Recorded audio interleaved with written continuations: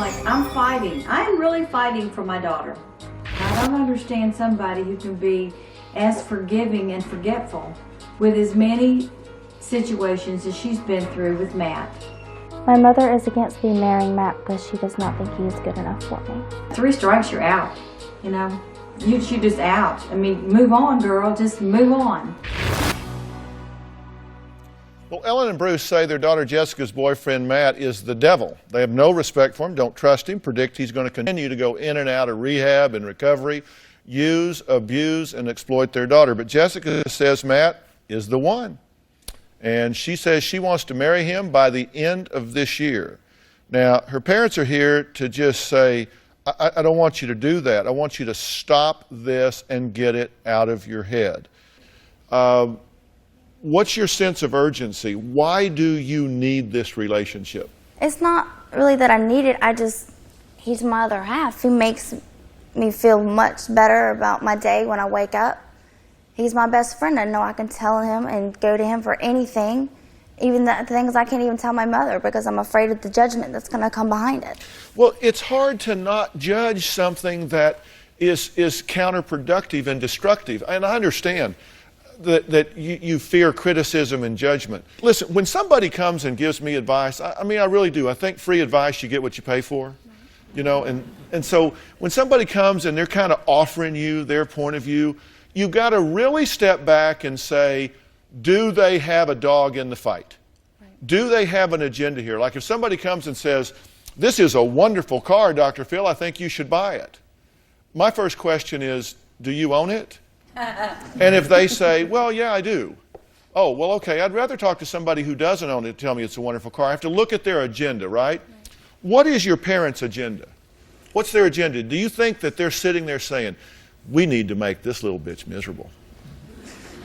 I mean, do you think that's what they say at home? Or do you think that they sit behind closed doors and say, this is our precious child. This is our baby. This is the most beautiful girl in the world, and we want her to be happy and healthy and thriving and do wonderful in this life. I know they want the best for me, but sometimes I feel like it's more what they think is the best for me. Do you really question their motive, though? Not their method, their motive. Sometimes. So you really think they don't want you to be happy? I know they want me to be happy. Okay, well then you don't question their motive. Their motive is for you to be happy, healthy, and safe. Now, you don't agree with how they think you should get it, right, but you do agree that their motive is pure. Right. Their method may be flawed in your opinion, but you agree their motive is pure. That's important. Right. They do want the best for you. John, how do you feel about this? You're the brother. I want nothing but the best for Matt, you know, for his rehab to continue. But I think my sister is at a point in her life where she's making good grades, she's starting to make better decisions, she's got a good job. I mean, I don't think anybody here would disagree with me. She's beautiful, she's talented, she's funny. She deserves the best that the world has to offer. Well, I couldn't agree with you more that you deserve the best, as do you, Matt. And by the way, I don't mean to trivialize where you are in rehab. I just recognize where it is. I mean, right now, you know, you got to crawl before you walk and walk before you run and run before you fly. And you're kind of making very lofty decisions when you're still crawling, and I admire you for doing the crawling. You got to start somewhere.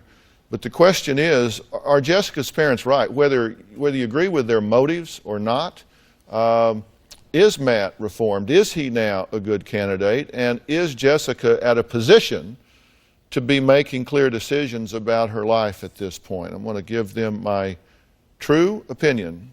Like it or not, when we come back.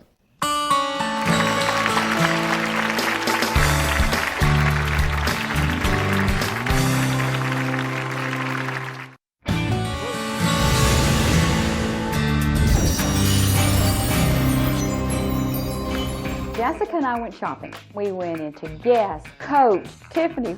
She says, oh my gosh, I'm going to look great when I go out. Her intention was to go out and start dating and having fun and being single. If I'd have known she was still with that pothead, we'd have gone to Walmart.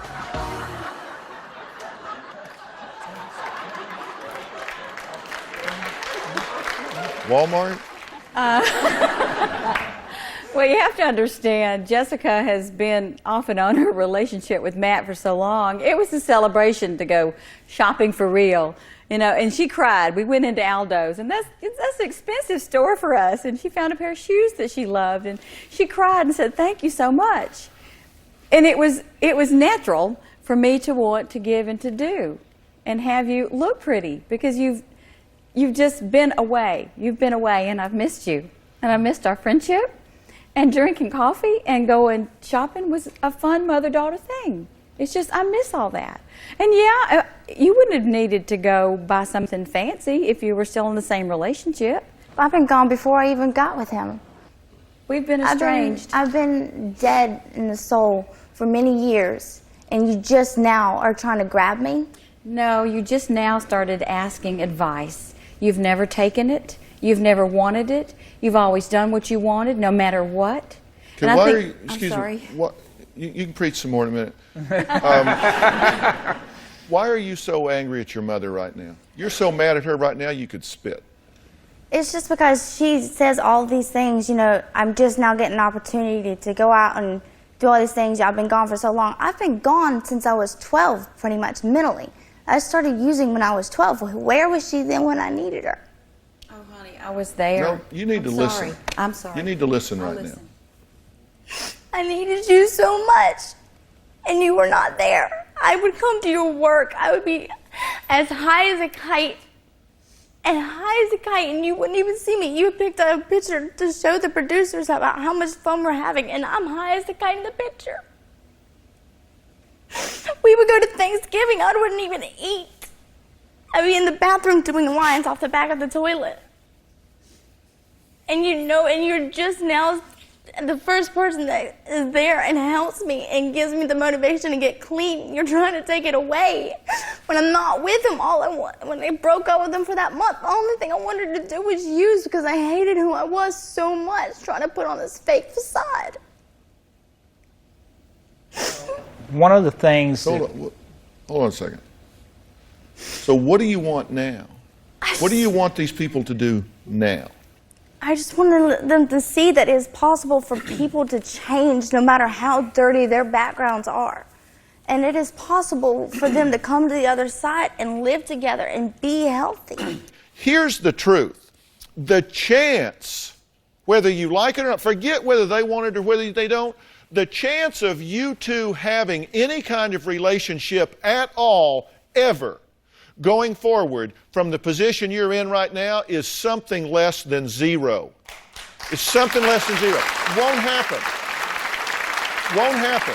Now, could it happen? Yes, it could happen, and you know how it would happen? You got to stand on your own 2 feet first. The most important relationship you'll ever have is with you. And when you say he's the only one, then you fail the test, because you don't need him. He can't keep you sober. He can't keep you clean. She can't keep you sober and clean. And if you really care about her, you would man up and get 1 year, 2 under your belt, clean and sober, before you got in her life. If you love each other, you ought to take a break. You ought to not see each other, not talk to each other for at least 90 days. Truly give yourself a chance to stand on your own 2 feet. Let your heads clear. And at the end of that time, you want to talk. At the end of that time, you want to see how each other's doing. Make that decision then. I will get you some help if you want it. If you'll take it, I'll arrange you some help. I'll arrange you some treatment. I will get you the things that you need to start loving yourself again and recognizing your worth and value. I will arrange that for you. I'll make it happen. But you've got to do something for me. You two need to be apart right now. Just plain and simple. I want you to think about that, and I'm going to ask you about it before the end of the show. While they're thinking, how am I doing, Mom? Bring it on. I mean, I'm just telling the truth, whether you agree with me or not. No, I agree. I didn't ask y'all. I just told you what I thought, because I call him as I see him. Will you think about it? And I'm going to ask you at the end of the show. I want to talk about another relationship, because I want to give them a break. He's 19 and his fiancée is 30. She has 2 small children. They're getting married in less than 2 weeks. His siblings, he's got 8 of them, want him to call off the wedding today. We'll be right back. y'all to think about Jerry needs to call his wedding off. He's too young, she's too old. He had sex with this girl for the first time and thinks he fell in love when it's just lust. It's going straight to, all right, now we've had sex, now we need to get married.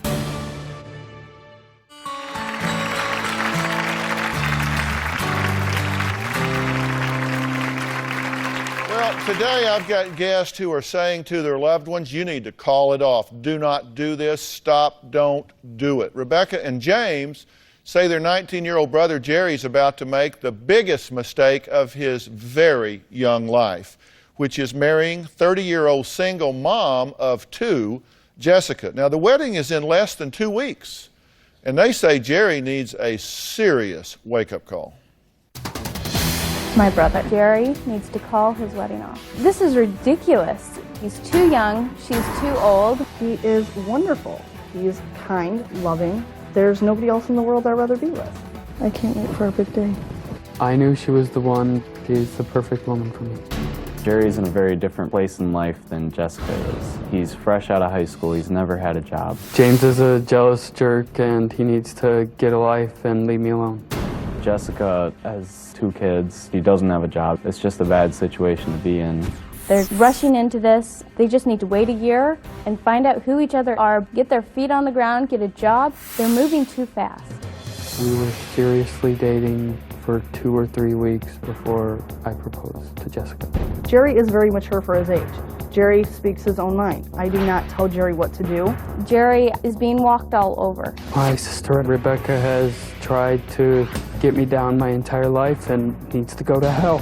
I don't like my sister at all. All my life she has done nothing but hated me. I have 8 other siblings. 6 of them are against Jerry and Jessica getting married. It's the siblings' personal choice if they want to attend the wedding or not. I'm not going to be offended either way. I'm not going to the wedding because I do not support their marriage. I am not going to go to the wedding. I don't wish to have a relationship with them. They can disappear. I don't care. They probably just think I'm an idiot and don't know what I'm doing. They just don't know me. I am currently living with Jerry's mom and dad at their house with my 2 children. Jessica is taking advantage of my brother and my parents. This is Jerry's first sexual relationship. In Jerry's mind, it's going straight to, all right, now we've had sex, now we need to get married.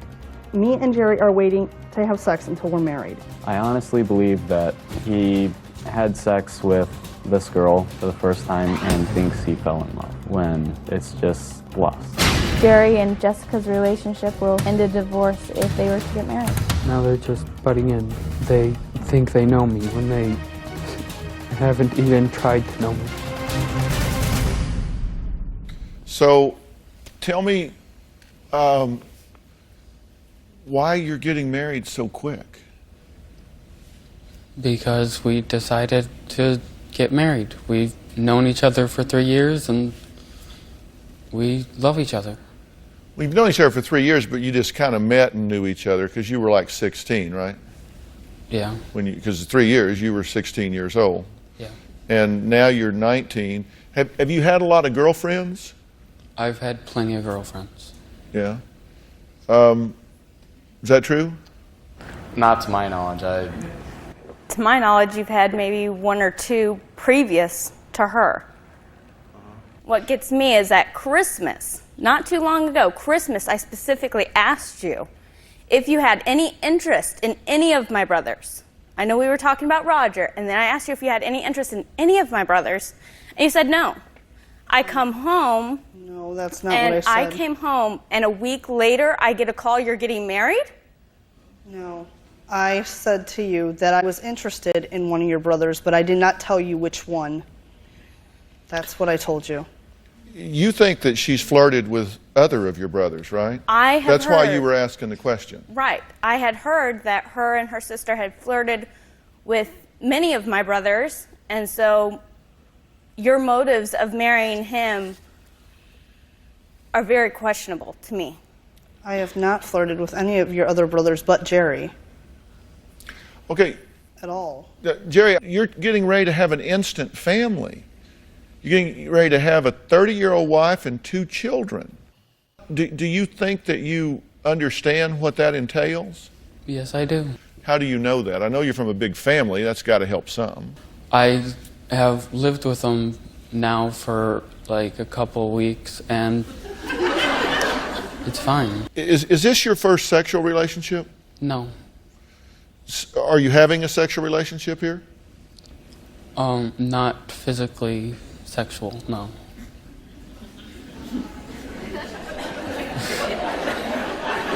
Okay. All right. Is Jerry about to make the biggest mistake of his life? I've got some questions and some opinions when we come back.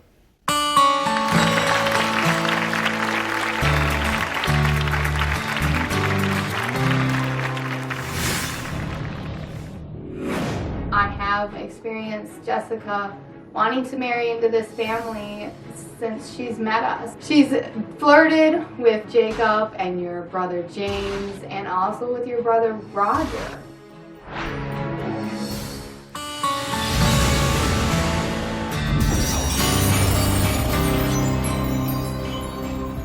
I honestly feel that he's not ready to be a father of 2 kids. I've heard they call him daddy and he babysits them, and they've tried and play him into that role, but I don't think he realizes that being a father is more than just babysitting. When we got engaged, Jerry told them that they can call him Dad. And I said, okay. I didn't think he'd jump right into it like that, but he did. And they do. They do call him Dad, and they do love him like a dad. I love them as they were my own children. Well, 19-year-old Jerry and his 30-year-old fiancée Jessica say they're in love. They plan on getting married in less than 2 weeks after being in a relationship for 2 weeks.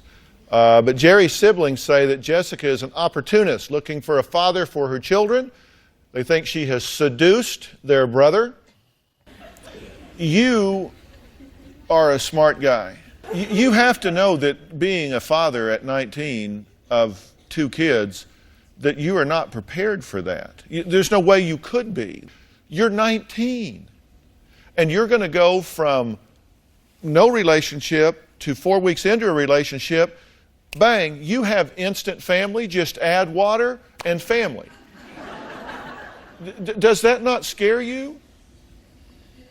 Not really, no. Okay, that's the answer I thought I was going to get, and that's the answer that tells me you absolutely, unequivocally should not do this. Because if that doesn't scare you, come on, Jerry, if that doesn't scare you, that's like somebody getting ready to ride a motorcycle off the edge of the Grand Canyon. Does this worry you? Nah. No, hell no. Then that tells me they don't know. They don't know what's getting ready to happen. This is ridiculous. You don't have a home. You don't have a way to have a home.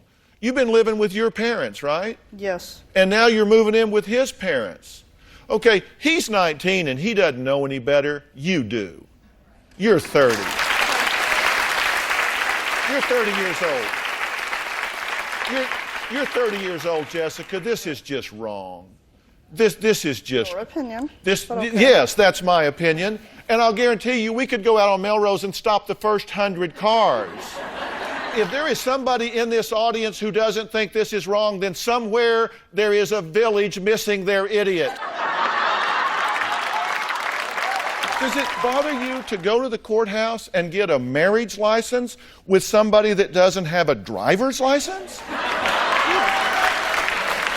Do you not see the fallacies of marrying a 19-year-old, inexperienced, unemployed young man? Do you see any flaws in that logic? Everybody has their opinion, and I'm not going to sit and tell any... You know, I love him, so that's what I'm going with. How can you love someone after 2 weeks? I've loved him longer than 2 weeks, Becca.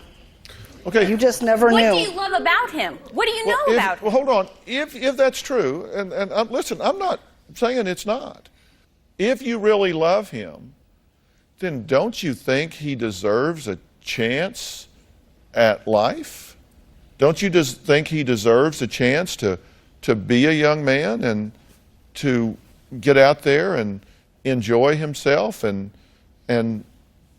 learn something about the world and have some friends and get an education? And he has friends, and he is able to do whatever he'd like. I'm not holding anybody down. if you guys were 40 years old, both of you, Okay. and you had traveled the world, educated, good jobs, good careers, and said, we really got in a relationship 2 weeks ago and we're going to get married in 2 weeks. If you were 40 and experienced and mature, I would tell you that was a higher form of insanity that was destined for failure, because there are things you have to do. You have to prepare for marriage. You have to go through premarital counseling and plans, and have a plan, an economic plan, and a life plan, and know and learn about each other, and all of those sorts of things that have to do with merging two lives together. At least call time out and let me provide you with some premarital counsel here to problem solve some things and see what's going on. What's the hurry? Why do this in 2 weeks? If you love him in 2 weeks, you'll love him in 2 months. I agree. I mean, why not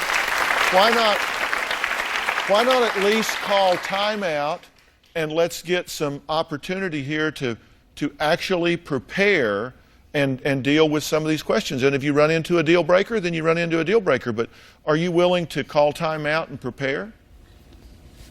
No, I'll probably just do it anyways. Yeah? Okay. Are you willing to call time out and prepare? I'm not going to call time out. No, I'm getting married next week. You're getting married next week? Yes. Even though you recognize that you could only improve the chances of compatibility by doing some responsible preparation, whether it be through the church or through independent counsel or whatever, that you would improve your chances of success by delaying it. I understand that. Okay, but you don't want to improve your chances. I think I have pretty good chances, even though nobody else thinks so. You're saying, I'm getting married in a week. I thought this was a we thing. It is. Well, you keep saying I. Well, he wants to get married too. We both want to get married in a week. Yeah, well, you kind of told him that's what he wanted to do, I get the feeling. No, But I didn't tell anybody anything. What do you think about taking some counsel here and just kind of getting your ducks in a row before you go forward? I don't really want counseling, but if she wants counseling, I'm willing to go to it. So you would be willing to delay this and do some premarital work to have an opportunity for this to have any chance of success. You would be okay with that? If it would If shut she was people okay up, with it. maybe. Pardon me? If it would shut people up, maybe. Yeah, okay. He's saying he's willing to do that. How about you? Sure. Okay, so you're willing to delay it, get some premarital counsel, and then if after that it still looks right to you, then you'll get married. Sure. Okay, and I'll make those arrangements right away. I won't delay it in any way. Okay, so we're not going to get married in less than 2 weeks. We're going to get into this premarital counseling process, and when you come out of that, if it still makes sense, then you'll go ahead and do it. Okay. Deal? Okay, we'll be right back.